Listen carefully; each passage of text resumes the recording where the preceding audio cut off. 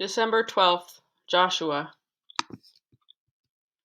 Joshua 6, verses 15 through 16 and 20. On the seventh day they rose early at dawn and marched around the city in the same manner 7 times. It was only on that day that they marched around the city 7 times. And at the 7th time, when the priests had blown the trumpets, Joshua said to the people, "Shout, for the Lord has given you the city." So the people shouted, and the trumpets were blown. As soon as the people heard the sound of the trumpets, they raised a great shout, and the wall fell down flat. And so the people charged straight ahead into the city and captured it. Moses led the Israelites on a very long journey toward a place God had set apart specifically for his people, called the Promised Land. To get to the Promised Land, God's people had to pass through a city called Jericho. Jericho was surrounded by huge walls. These walls were designed to stop people from passing by the city into the land beyond it. But that was exactly where the Israelites needed to go. God's people were scared, and they had no idea how they would get past the walls. As always, though, God had a plan.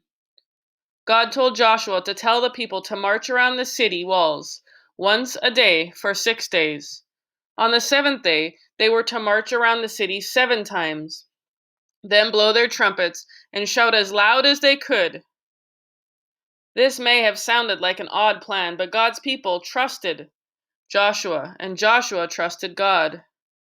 On the 7th day, after their 7th trip around the city of Jericho, the priests blew a final long trumpet blast, and the huge walls of that big city crumbled to the ground. God's people were thankful that he had led them to their new home, but before long, they forgot to obey God's rules. They didn't love God with their whole hearts. They fought with one another. They began to worship other gods. They became slaves again and had to leave the Promised Land. Even though his people kept turning away from him, God would continue to make ways for his people to be close to him. Eventually, he sent his son Jesus to be the ultimate and the only way to God. Jesus said, "I am the way, the truth, and the life. No one comes to the Father except through me." Mighty God, no obstacle is too big for you. Thank you for sending Jesus to be our way to everlasting life with you, and for creating a home for us in heaven that is greater than we can ever imagine. Branching out. Using blocks or pillows, build a pretend Jericho, complete with very high walls. Act out the story of Joshua and his army. Be sure to shout as loud as you can when the time comes. 2. Talk about a time when you faced a large obstacle on your way to reaching a goal. How did you overcome it? 3. The Israelites quickly forgot the great things God had done for them after they entered the Promised Land.